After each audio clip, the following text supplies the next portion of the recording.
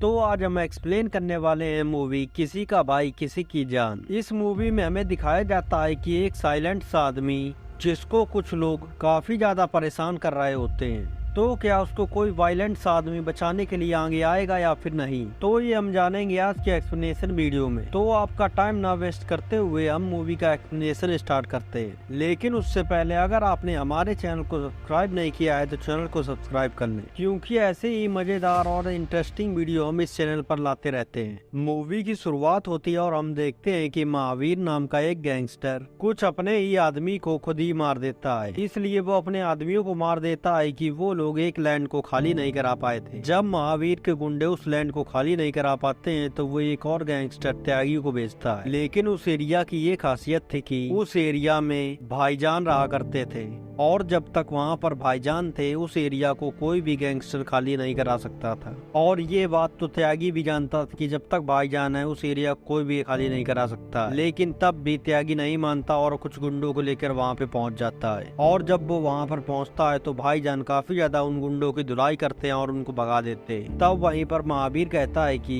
मैं भाईजान का तो कुछ नहीं कर पाया, लेकिन इसके तीनों भाइयों को मैं बर्बाद कर दूंगा, जिनका नाम होता है इस क्लब में। और फिर हमें अगला सीन दिखाया जाता जहाँ पर हम देखते हैं कि वो तीनों भाई नदीम चाचा के पास बैठे हुए होते हैं और वो बता रहे होते हैं कि हम तीनों लड़के इन तीनों लड़कियों से प्यार करते हैं। तो इस बात को जब नदीम चाचा सुनते हैं तो काफी ज्यादा गुस्से में हो जाते हैं और वो कहते हैं कि तुम्हारे भाईजान ने तो शादी नहीं करी और तुम करना चाहते हो, और ये सब भाईजान के उसूलों के खिलाफ है। तब उनके भाई कहने लगते हैं उन्होंने नहीं शादी करी तो इसका मतलब ये नहीं कि मैं भी ना करूं। तब वहीं पर नदीम चाचा इमोशनल हो जाते हैं और वो बताते हैं भाईजान की असली कहानी। वो बता रहे होते हैं उन तीनों को कि वो लोग भाईजान के सगे भाई नहीं है, लेकिन वो इतना ज्यादा उनसे प्यार करते हैं कि इतना वो सगे अपने भाइयों से भी ना करते। तो इस कहानी को सुन के वो तीनों काफी ज्यादा इमोशनल हो जाते हैं और वो लोग इमोशनल होकर भाईजान के पास जाते हैं और भाईजान के गले लग जाते हैं। फिर हम देखते हैं कि इस क्लब में अपनी गर्लफ्रेंड के साथ नदीम चाचा के पास आते हैं और वो कहते हैं कि हम ऐसे तो शादी कर सकते हैं ना कि जब भाईजान की शादी हो जाए। वो लोग नदीम चाचा से बोलते हैं कि हम पहले भाईजान की शादी कराने के बाद अपनी शादी तो कर सकते हैं। तो नदीम चाचा कहते हैं कि हाँ क्यों नहीं। और तब वो तीनों नदीम चाचा के साथ मिलके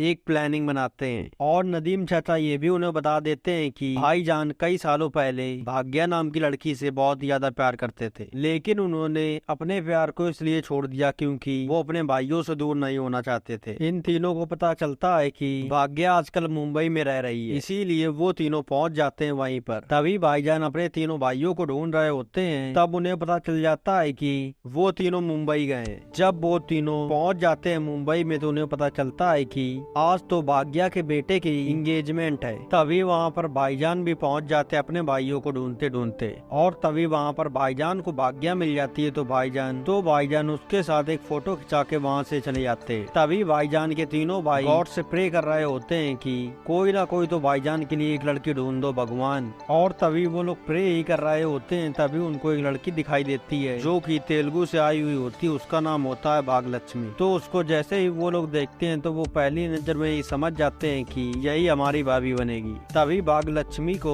एक रूम की जरूरत होती है। तभी उन लोगों के पास एक घर खाली होता है और वो भाग्यलक्ष्मी को दे देते हैं। और हमें अगला सीन दिखाया जाता है जहाँ पर हम देखते हैं कि भाईजान भाग्यलक्ष्मी को चाबी देने आए होते हैं उस घर की। तभी वो लोग आपस में ज्यादा बात नहीं करते हैं और भाईजान चाबी देके उसको वहाँ से चले जाते हैं। और फिर हमें अगला सीन दिखाया जाता है जहाँ पर हम देखते हैं कि इस क्लब में बैठे होते हैं भाग्यलक्ष्मी के पास। तभी भाग्यलक्ष्मी अपनी फैमिली के बारे में उन लोगों को बता रही होती है। तभी भाग्यलक्ष्मी पूछने लगती है भाईजान के बारे में। तो इस क्लब और मो बता रहे होते हैं कि हमारे भाईजान को बिल्कुल भी वायलेंस पसंद नहीं है, क्योंकि भाग्यलक्ष्मी की जो फैमिली है वो एकदम शरीफ सी फैमिली है। उनके जो भाई है उनको बिल्कुल भी वायलेंस नहीं पसंद है। और फिर हमें अगला सीन दिखाया जाता है जहाँ पर भाईजान कहीं पर जा रहे होते हैं। तभी वहाँ पर भाईजान के ऊपर कुछ लोग हमला कर देते हैं। तो भाईजान उन्हें काफी ज्यादा मारते हैं और उन सबको वो मौत के घाट उतार देते हैं, क्योंकि भाईजान तो बिल्कुल भी सीधे साधे इंसान नहीं थे, उनको वायलेंट रहना ही पसंद था। फिर हमें अगला सीन दिखाया जाता है जहाँ पर हम देखते हैं कि इस क्लब में अपनी गर्लफ्रेंड्स को लेके आते हैं और भाग्यलक्ष्मी से मिलाते हैं। तभी वो तीनों भाग्या से ये सारी बात बताते हैं और वो कहते हैं कि तुम भाईजान को मनाओ शादी करने के लिए, नहीं तो हमारी शादी नहीं हो पाएगी। तभी वो तीनों भेजते हैं भाग्या भाग्या को ये बात करने के लिए भाईजान से। तभी भाग्या जाती है भाईजान के पास और वो बात करती है तो भाईजान उन तीनों की शादी कराने के लिए मान जाते हैं। और हम अगला सीन देखते हैं और हमें दिखाया जाता है कि भाग्या पूछ रही होती है कि तुम्हारा असली नाम क्या है, क्योंकि उसको भाईजान कहना अच्छा नहीं लग रहा था। और तभी वहाँ पर भाईजान बताते हैं कि मुझे बचपन में जितने भी लोग बुलाते थे वो सारे के सारे लोग मुझे गालियाँ देके और अबे तबे करके बात करते थे, इसीलिए आज तक मेरा कोई भी नाम नहीं पड़ा। जब मेरे पास ये तीनों भाई आए तभी से ये लोग मुझे भाईजान कहने लगे और तभी से मेरा नाम भाईजान पड़ गया। तभी वहीं पर भाग्यलक्ष्मी कहती है भाईजान से कि मैं आपको क्या जान कह के बुला सकती हूँ। तभी वहीं पर भाईजान हंसने लगते हैं और उन दोनों को एक दूसरे से प्यार हो जाता है। और तभी हमें अगला सीन दिखाया जाता है और हम देखते हैं कि भाग्यलक्ष्मी बात कर रही होती है अपनी फैमिली से। तभी वो अपनी फैमिली को बताती है कि मैंने शादी के लिए एक लड़का ढूंढ लिया है। तभी वो लोग भाईजान को देखने की मांग करते हैं और तभी भाग्यलक्ष्मी भाईजान को दिखाती है तो सभी को भाईजान पसंद आ जाते हैं। तभी भाग्यलक्ष्मी की फैमिली कहती है कि इनको भी साथ में लेके आओ। और तभी हम दूसरे दिन देखते हैं कि भाग्यलक्ष्मी जा रही होती है भाईजान और उसके तीनों भाइयों को लेके अपने गांव में। तभी वो लोग ट्रेन पे बैठे हुए होते हैं तभी वहां पर कुछ गुंडे आ जाते हैं और उन लोगों से भाईजान और उनकी भाइयों की काफी ज्यादा फाइट होने लगती है। लेकिन उनके भाइयों ने भाईजान के भाग्यलक्ष्मी से कह के रखा है कि भाईजान जो है वो सीधे साधे इंसान है, इसीलिए वो प्यार करने लगी थी भाईजान से। लेकिन वो काफी ज्यादा वायलेंट पर्सन आदमी है। इस बात को सुन के काफी ज्यादा भाग्यलक्ष्मी परेशान हो जाती है। तभी भाईजान भी काफी ज्यादा गुस्सा हो जाते हैं अपने भाइयों के ऊपर कि तुम लोगों ने ये झूठ क्यों बोला। तभी भाग्यलक्ष्मी कहती है कि अब तुम लोगों को वापस जाने से कोई फायदा नहीं, अब तुम्हें मेरे साथ मेरे घर ही चलना होगा। और तभी वहीं पर रास्ते में ही भाईजान को त्यागी मिलता है। तभी भाईजान उससे पूछते हैं कि ये लोग हम पे हमला कौन करा रहे हैं। तभी वो त्यागी बताता है कि ये भाईजान हमले तुम पर नहीं हो रहे हैं, ये हमले हो रहे हैं इस लड़की भाग्या पे। तो भाग्या वहीं पर कहने लगती है कि मेरी किसी से दुश्मनी नहीं है। तभी त्यागी बताता है कि एक नागेश्वर राव नाम का आदमी है जिसकी दुश्मनी इस लड़की के अन्या से है, जो कि इस लड़की के भाई हैं। जब ये बात भाईजान सुनते हैं तो भाईजान कहते हैं कि मैं तुम्हारा सपोर्ट करने के लिए तुम्हारे गांव तक आऊंगा और तुम्हारी सेफ्टी के लिए मैं वहीं पर रहूंगा। तभी भाईजान भी भाग्या के साथ और तीनों भाई भी चले जाते हैं साथ में। और तभी भाईजान जब घर पर आते हैं तो अन्या और उसकी फैमिली भाईजान और उसके भाइयों की काफी ज्यादा स्वागत करती है। और जैसे ही भाईजान घर के अंदर आते हैं तो अन्या की जो नानी होती है वो 8 साल से कोमा में होती है। भाईजान जैसे ही घर में आते हैं तो उनको होश आ जाता है। तभी अन्या वहाँ पर कहते हैं कि अच्छे लोगों के आने से अच्छा ही होता है। तभी भाईजान अन्या से कहने लगते हैं कि कुछ दिनों में तुम्हारी नानी माँ चलने और दौड़ने लगेंगी। और तभी हम अगले पल सुनते हैं कि नानी जी की डेथ हो चुकी है। तभी अन्या भाईजान को देखता है और काफी ज्यादा गुस्से में हो जाता है। और तभी हम दूसरी तरफ देखते हैं कि त्यागी भाईजान को खबर दे रहा होता है कि नागेश्वर राव अन्या की फैमिली पर एक अटैक प्लान कर रहा है। तभी हमें अगले सीन में दिखाया जाता है कि भाईजान पहुंच जाते हैं डायरेक्ट नागेश्वर राव के पास। भाईजान कह रहे होते हैं कि अब मैं उस फैमिली से जुड़ चुका हूँ, इसीलिए तूने जो भी पंगा लिया तो तुझे दिक्कत हो जाएगी। और जब भाईजान नागेश्वर राव से बात कर रहे होते हैं तो वो कहता है कि अन्या को मेरे पास आना होगा और गिड़गिड़ा कर और हाथ पैर जोड़कर जब माफी मांगेगा तब मैं उसे माफ करूंगा। और भाईजान को ये बात सुन के काफी ज्यादा गुस्सा आ जाती है और वो कहते हैं कि जब तक मैं यहाँ पर हूँ तब तक तू अन्या का कुछ भी नहीं कर सकता। और तभी रात में त्यागी से भाईजान को पता चलता है कि आज रात में नागेश्वर राव हमला करने वाला है। तभी भाईजान और भाईजान के तीनों भाई उन गुंडों को बहुत ज्यादा मारते हैं। लेकिन जब ये फाइट चल रही होती है तभी अन्या देख लेता है भाईजान को लड़ाई करते हुए।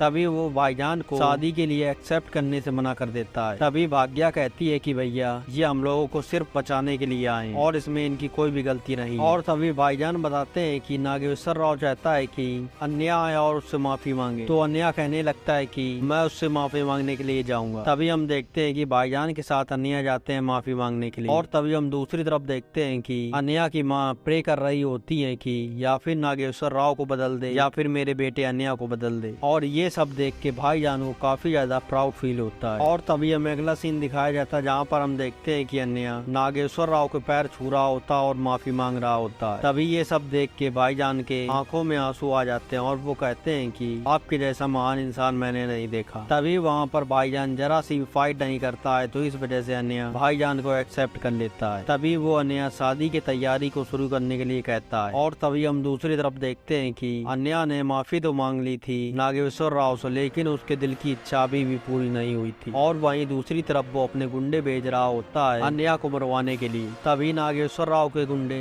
सारे पहुंच जाते हैं अन्या के घर पर और वो बाहर से ही फायरिंग करने लगते हैं। जब वो लोग घर के अंदर आते हैं तो वो देखते हैं कि घर में कोई भी नहीं होता, क्योंकि वो लोग जा चुके होते हैं शादी करने के लिए भाईजान के घर। और ये बात जैसे ही महावीर नागेश्वर को बताता है तो नागेश्वर राव भी वहीं पर पहुंच जाता है। और वही हम दूसरी तरफ देखते हैं कि भाईजान बता रहे होते हैं अपने तीनों भाइयों को वो उनके सगे भाई नहीं है। जब भाईजान अपने भाइयों को बता रहे होते हैं कि वो उनके सगे भाई नहीं है बल्कि वो सौतेले भाई हैं, उन लोगों को भाईजान ने अनाथ आश्रम से गोद लिया था। तभी वो तीनों कहते हैं कि ये बात चाचा ने हमें पहले ही बता दी थी, इस बात से हमें कोई भी दिक्कत नहीं है, आप ही हमारे भाई। और ये सब सुन के भाईजान काफी ज्यादा इमोशनल हो जाते हैं। वो सब लोग लग जाते हैं गले भाईजान के। और तभी हम देखते हैं कि शादी का दिन भी आ जाता है। तभी शादी का फंक्शन चल रहा होता है और हम देखते हैं कि महावीर और नागेश्वर राव मिलकर भाईजान के घर पर अटैक कर देते हैं। और जहाँ पर हम देखते हैं कि अन्य बिना फाइट ही करे अपने परिवार को बचाने की कोशिश कर रहा होता है। तभी वहीं पर हम देखते हैं कि नागेश्वर का भाई भाग्या को गले पर तलवार रख देता। तो इस बात से